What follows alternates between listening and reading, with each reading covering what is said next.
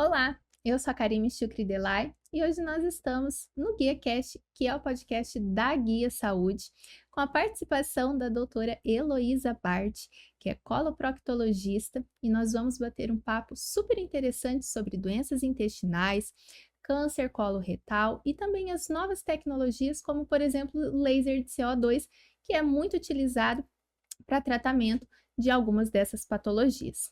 Doutora Heloísa, muito obrigada por ter aceitado o nosso convite. É um imenso prazer te receber aqui conosco. Eu que agradeço o convite, eu fiquei bastante ansiosa, mas acho que vai ser bem legal. Com certeza. Doutora, para a gente já ir descontraindo, eu sempre gosto de entender um pouco da história do participante. Uhum. Então, como que foi a sua escolha de seguir essa área? Sempre foi um sonho? Teve alguém que te inspirou durante a faculdade? Conta um pouquinho pra gente. Quando eu estava na faculdade, eu sempre soube que eu queria fazer cirurgia, né? Aham. É, na residência mesmo, não sabia certinho o que eu queria fazer depois.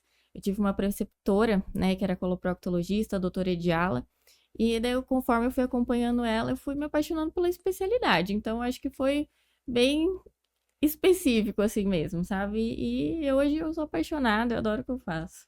Ai, que legal, que legal. Bom, então para a gente começar, você poderia nos explicar por que a colonoscopia, que é um exame, né? Ele é considerado um dos exames mais importantes quando se fala na prevenção de câncer coloretal.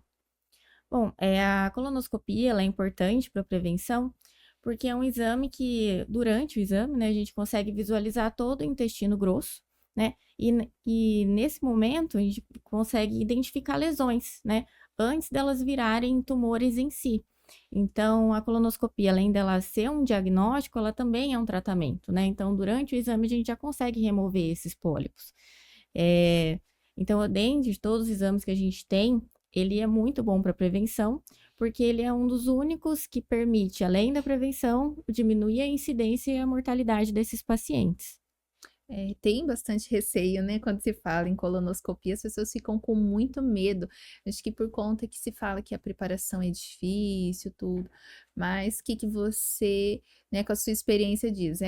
Pode fazer, pode ficar tranquilo que é um exame, razoavelmente tranquilo. É um exame hoje em dia que é muito seguro, né? Os Uhum, pacientes têm sim um pouco de medo em relação, mas eu acho que é por conta do preparo, né? O sim. preparo antigamente era bem menos modernizado do que o de hoje. Hoje em dia nós temos algumas medicações novas, né? Como por exemplo o polietileno glicol, que ele vai permitir que a gente tenha um menor volume, que a gente vai dar para esse paciente ingerir, né? Então a gente chama split dose. Esse paciente vai ingerir uma parte da preparação no dia anterior do exame, né, na véspera, e depois a outra parte no dia do exame. E esse menor volume vai, na verdade, vai ter menos desconforto para o paciente, né? Porque normalmente o preparo ele dá muita náusea, mal-estar, então é uma parte que ajuda bastante, né? Já é uma evolução em relação ao exame. Ai, que legal, muito interessante a gente saber que já tem novas tecnologias e no decorrer aqui a gente pode até explorar um pouquinho Aham. mais sobre esse preparo. E doutora, qual idade que é indicado para iniciar o exame de colonoscopia e fazer um rastreamento? A idade preconizada, tanto pelo Ministério quanto pela Sociedade Americana, é a partir dos 45 anos de idade, né? Agora, a frequência ela varia. Se a gente fizer o exame e for normal, o paciente pode repetir só daqui 5 anos. Agora, se aparecer algum tipo de pólipo, né? Então, depois que a gente retirou esse pólipo, ele for para biópsia, isso aí já vai variar, vai depender do resultado da biópsia. Algumas vezes vai repetir no próximo ano, 6 meses ou até 3 anos, né? Então, a gente depende do resultado mesmo. E, assim, só uma Uhum. curiosidade. Quem tem algum histórico familiar já tem que começar a fazer esse rastreamento antes ou não? É 45 anos mesmo. Ó, é a partir dos 45 anos para todo mundo. Se você tiver um histórico familiar, que seria o que às vezes os pacientes pensam, meu primo teve, mas não. É parente de primeiro grau. Então, Uhum. se o seu pai, sua mãe ou seu irmão ou irmã teve o diagnóstico aí de câncer coloretal, a gente já orienta esse paciente a começar a fazer o rastreio. E esse rastreio a gente começa 10 anos antes do diagnóstico do parente. Então, por exemplo, o seu pai foi diagnosticado com 50 anos, você vai ter que começar a fazer esse exame a partir dos 40, né?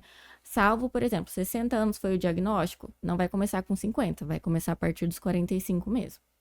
Ai, perfeito. Bom, né, ter esse conhecimento, porque muitas vezes as pessoas Uhum.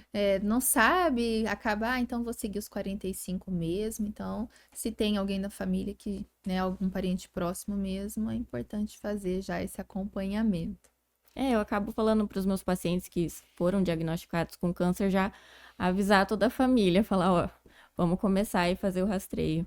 E doutora Heloísa, existem fatores de risco que indicam a necessidade de iniciar o acompanhamento mais cedo, como por exemplo, você mencionou histórico familiar, mas também presença de algum sintoma? É, o histórico familiar, claro, né? A gente também tem algumas doenças que precisam começar esse rastreio mais cedo, como a doença inflamatória intestinal, né? Que seria dividida em doença de Crohn e retocolite ulcerativa. Algumas doenças também que são genéticas, como a síndrome de Lynch e o PAF, esses pacientes também têm que começar anteriormente esse rastreio, porque elas têm uma probabilidade aí de ter o câncer um pouco maior. Agora, em relação aos sintomas, isso eu acho muito importante, porque as pessoas às vezes pensam, ai, vou começar só a partir dos 45 anos. Mas não, se você tiver algum tipo de sangramento ou alguma anemia que não está se achando a causa, perda de peso e também alteração no formato das fezes, né? Que a gente fala que é aquelas fezes em fita, ou o paciente de repente tinha um hábito intestinal normal e começa a ficar constipado, já são alguns sintomas que a gente já passa para o paciente e falar, não, vamos fazer o exame, mesmo antes dos 45 anos. É excelente, porque hoje em dia tem bastante, né? A gente vê bastante pessoas sofrendo aí com problemas intestinais, muitas vezes, ou prisão, né? Né? E não procura ajuda, deixa para outra hora. E a importância disso, né, doutora? E por que que o diagnóstico precoce ele é tão determinante no prognóstico quando a gente fala de câncer coloretal? Nesse caso, eu queria usar um exemplo. Saiu agora um estudo recente da Sociedade Americana, né? Nesse estudo, eles pegaram pacientes, tanto homens e mulheres, abaixo de 50 anos de idade. O estudo mostrou que o câncer coloretal hoje é o câncer que mais mata nessa faixa etária, mais até do que o câncer de pulmão e o de mama. Bom, então o câncer de mama, né, e o de pulmão, eles estão decaindo a prevalência, já o câncer coloretal, ele vem aumentando 1% ao ano. Então, é uma faixa etária muito jovem, né? Então, a colonoscopia, ela entra aí, porque daí a gente consegue fazer um diagnóstico antes que seja muito tarde, né? Que você precise, às vezes, de uma quimioterapia, né? Uma radioterapia. Então, o diagnóstico previne isso. Você vai ver a lesão, você já vai retirar, né? Outra coisa que tem nesse estudo que eu achei muito interessante é que eles colocaram algumas maneiras, né, de prevenção. A primeira, logicamente, é a colonoscopia, né? Por segundo, alimentação, fibras, legumes, verduras, frutas, uma boa microbiota, né? E também apresentou que o maior fator de risco para os pacientes, além do histórico familiar, é a obesidade. Então, também mostrou que 150 minutos aí semanais de exercício físico tem ajudado a diminuir a prevalência do câncer, né? Além também de diminuir carne vermelha, multiprocessados, tabagismo e o álcool. Você falando, a gente começa, né, falando sobre esses hábitos, tudo, a gente já começa a pensar, né, por que que será que tá aumentando, né? Talvez seja realmente relacionado a esses hábitos de vida Isso. ruim que fazem com que esteja havendo uma prevalência que não devia ter, né, doutora? Hoje em dia a gente utiliza multiprocessados bastante, além da obesidade, né, que vem aumentando cada vez mais. Em relação, então, ao preparo e mitos sobre o exame de colonoscopia. Como você falou, ainda Aham. tem, né, um certo receio dos pacientes. E doutora, muitos pacientes eles relatam esse receio na hora de realizar a colonoscopia, especialmente por conta do preparo. Você pode explicar para gente, de uma forma, né, Uhum. bem clara, como que é feito esse preparo hoje em dia e o que mudou para, como você mencionou, ele ser mais seguro, ser mais confortável para o paciente hoje? Bom, ele é mais seguro porque antigamente a gente utilizava muito uma medicação que chama Manitol. E normalmente são 750 ml que a gente passa para o paciente tomar, então é um volume muito grande. Além de que ele causa um estufamento bem maior. Então o paciente acaba tendo mais náusea, mais vômito.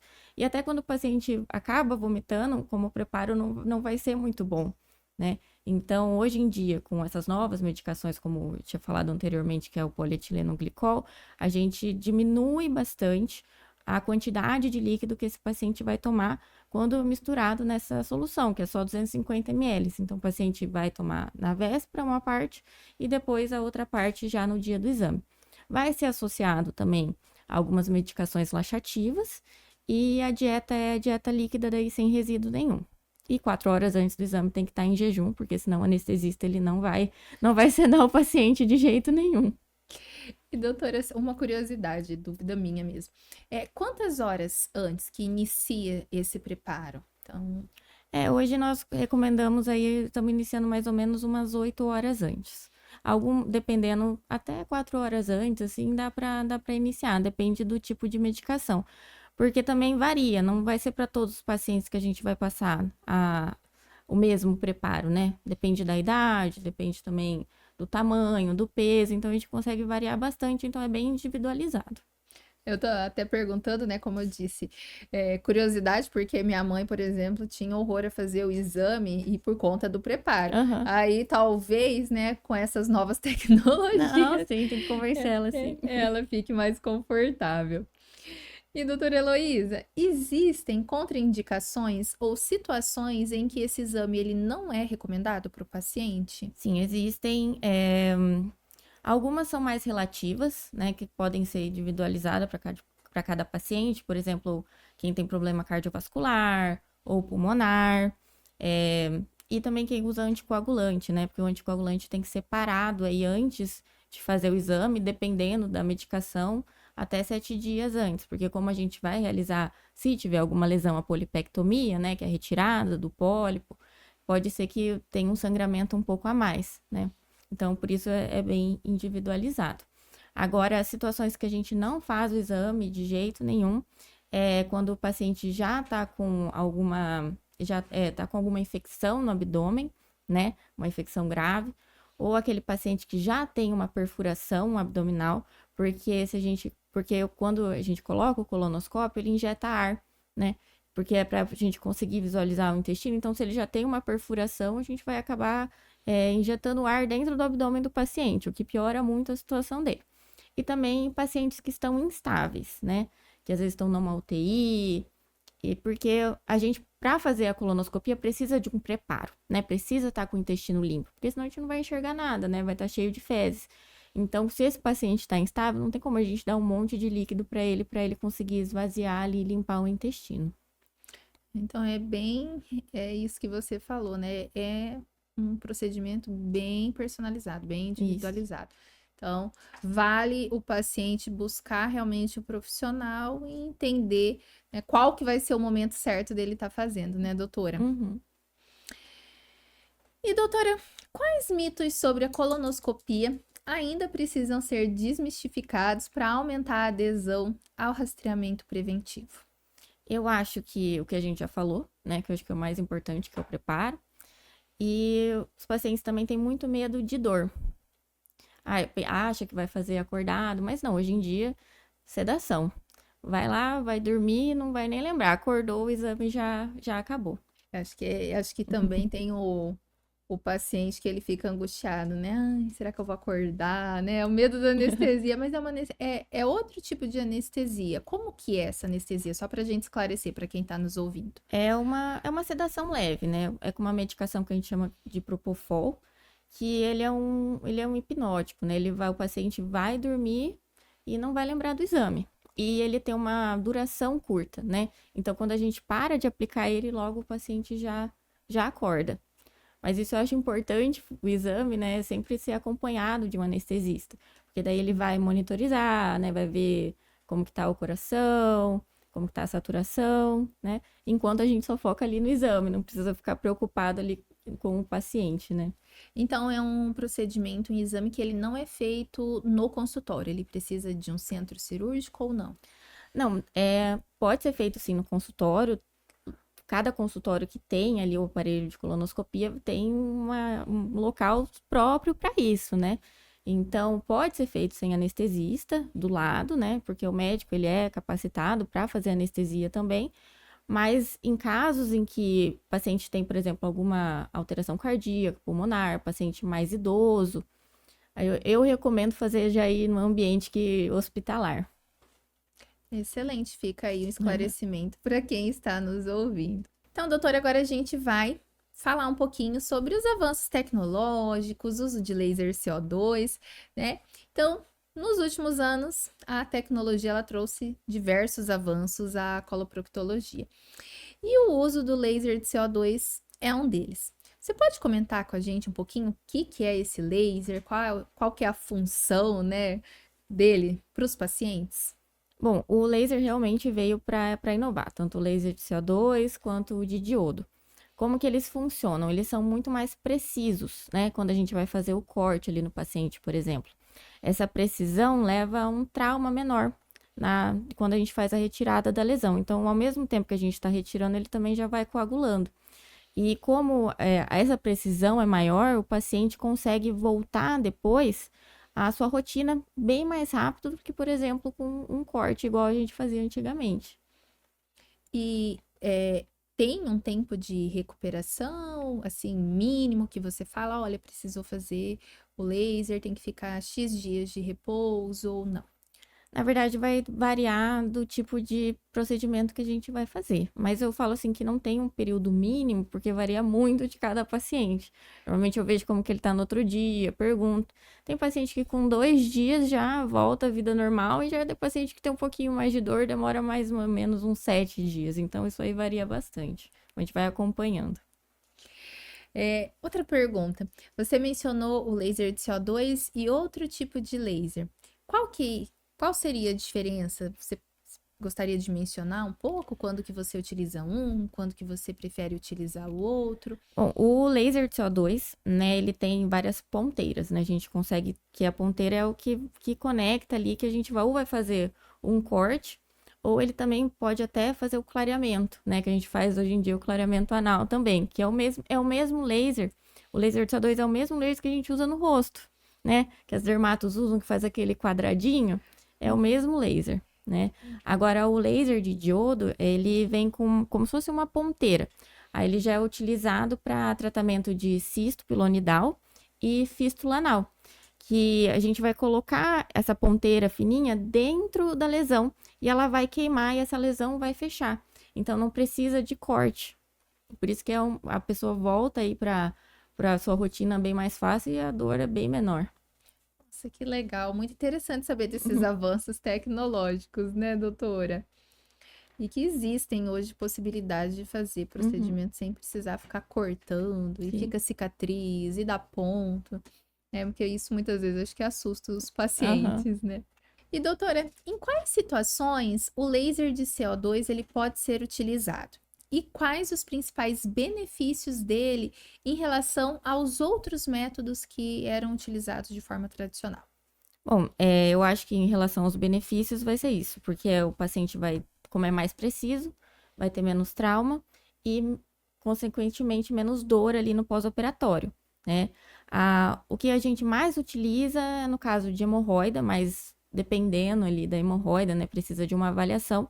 Na hemorroida, normalmente o paciente vai ter menos dor no pós-operatório.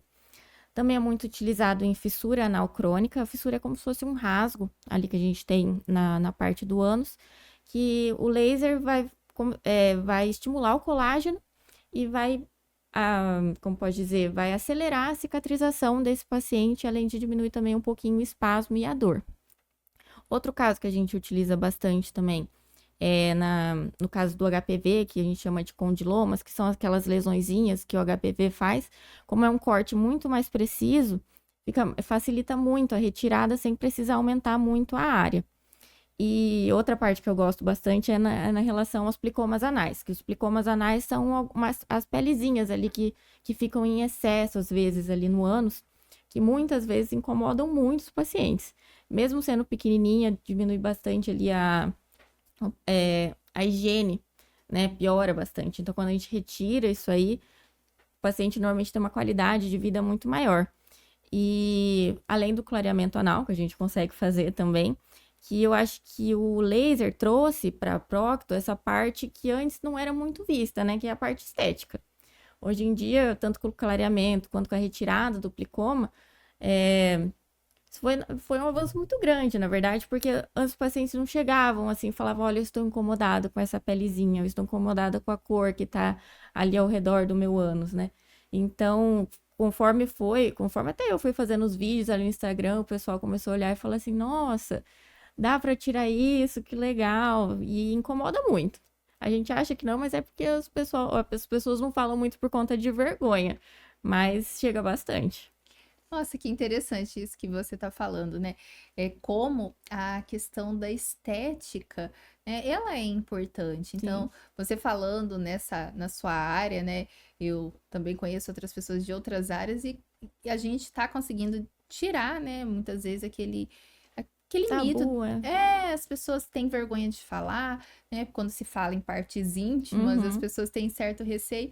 E é muito legal a gente ver que tem tecnologia, as pessoas estão aderindo e se sentindo bem com elas mesmas, que é o que importa, né, É, isso é doutora? verdade. Então a gente vai para as perguntas de pacientes reais que mandaram para você através da plataforma da Guia Saúde. Então a paciente mandou assim: tenho histórico familiar de câncer de intestino. Eu preciso fazer colonoscopia antes mesmo dos 45 anos? Bom, nesse caso, igual a gente conversou anteriormente, né? Tem familiar positivo de primeiro grau, deve sim fazer o exame.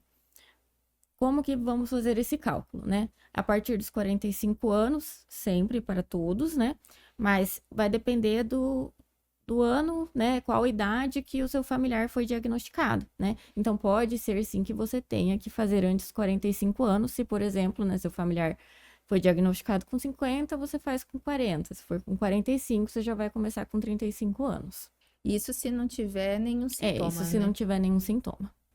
O paciente enviou assim: o exame de sangue oculto nas fezes, ele pode substituir a colonoscopia? Essa é uma pergunta muito interessante, tem bastante paciente que faz a mesma. O exame de sangue oculto, ele não é diagnóstico, tá? É diferente da colonoscopia. Mas quando você tem um sangue oculto nas fezes positivo, você deve sim fazer a colonoscopia. Porque o que é o exame de sangue oculto nas fezes? É literalmente isso. O paciente envia as fezes para o laboratório e lá vai ser detectado se tem algum tipo de hemácia, algum tipo de sangue, né? Nem toda, eu falo que não é diagnóstico, porque ele vai mostrar que tem sangramento, mas não vai falar do que, se é de um pólipo, né? Às vezes o paciente fez um esforcinho ali maior, teve um vasinho ali da hemorroida que acabou sangrando um pouquinho, então o exame já vai vir positivo. É por isso que é a importância da colonoscopia, né? Que ela é o exame padrão ouro, então vamos dizer assim que o sangue oculto é um rastreio para a colonoscopia, digamos.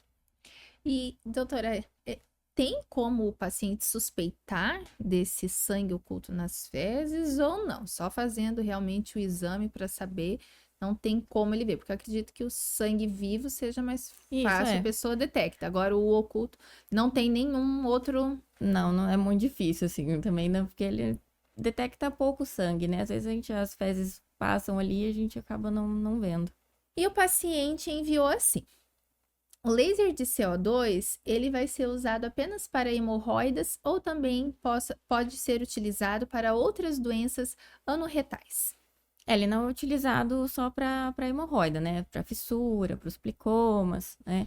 É, várias situações ele pode ser usado, mas eu acho que aqui vale lembrar que cada situação é individualizada, né? Não é para todos os pacientes que a gente vai recomendar o uso do laser. Perfeito. Agora a gente vem para os mitos e verdades sobre a colonoscopia e também sobre o laser. É verdade que a colonoscopia é um exame doloroso? Não, hoje em dia isso aí é um mito. O exame não é doloroso, podem ficar bem tranquilos que você vai fazer o exame sedado e depois vai acordar e não vai lembrar de nada. E já tem alta no mesmo dia, doutora? Tem alta no mesmo dia. Assim que acordou, já conseguiu ele ficar de pé, vai para casa. E é importante lembrar que sempre tem que ter um acompanhante, né? A gente nunca vai fazer o exame em quem não levar alguém para acompanhar depois, porque você sai um pouquinho grog, né? Não tem nem como. Excelente. É verdade que o laser de CO2 pode reduzir o risco de complicações e também acelerar a recuperação do paciente? É, isso é verdade. Bem verdade. O laser, ele diminui muito o trauma e é muito mais preciso. Então, esse paciente realmente consegue voltar às atividades do dia a dia muito mais rápido. E por fim, é verdade que mesmo sem sintomas, é essencial fazer o rastreamento a partir da idade indicada? É, isso é verdade, com certeza. Eu acho que é o que a gente mais falou aqui hoje, né? A partir dos 45 anos, se não tiver nenhum sintoma. Mas a partir que você tiver algum sangramento, alteração no padrão das fezes, é importante sim procurar um proctologista, né? E fazer o exame. Doutora Heloísa, você comentou bastante, né, sobre questão de câncer coloretal. E a gente vê, né, que cada vez mais, infelizmente, muitos diagnósticos vêm de uma forma tardia para o paciente. E a que você, na sua rotina, atribui essa ocorrência? Hoje em dia, eu acho que o que pesa bastante ainda no consultório é o paciente que chega tardiamente por conta de vergonha, né? Às vezes não, às vezes faz um tempo ali que tá com sangramento, mas fica com vergonha, às vezes de falar para um familiar, olha, eu acho que eu preciso fazer uma consulta, né? E eu acho, hoje a gente consegue dar uma melhorada nisso no contato com o paciente mesmo, dele ter uma confiança em você, chegar e conversar dos sintomas, né? A maioria chega bem retraído ali no consultório, né? Mas a gente vai manejando e no final das contas a maioria fala assim, nossa, doutora, se eu soubesse que era tão tranquilo assim, eu não tinha adiado tanto. E acho que até por isso, né, é tão importante a gente ter esses momentos aqui de conversar, de tirar dúvidas, de trazer informação para o paciente, para a gente realmente tentar diminuir essas ocorrências, né, doutora? Fazer com que esses pacientes venham antes para o consultório, falem com você e venham ter mais chances de vida, né? Uma sobrevida. Porque Uhum. um câncer coloretal, ele não é um prognóstico, né? Ruim. A gente tem opções de tratamento, né, doutora?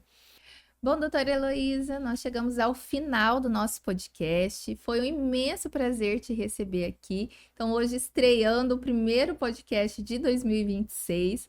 E gostaria de agradecer muito a sua presença, ter abordado um assunto que é tão importante para os nossos pacientes.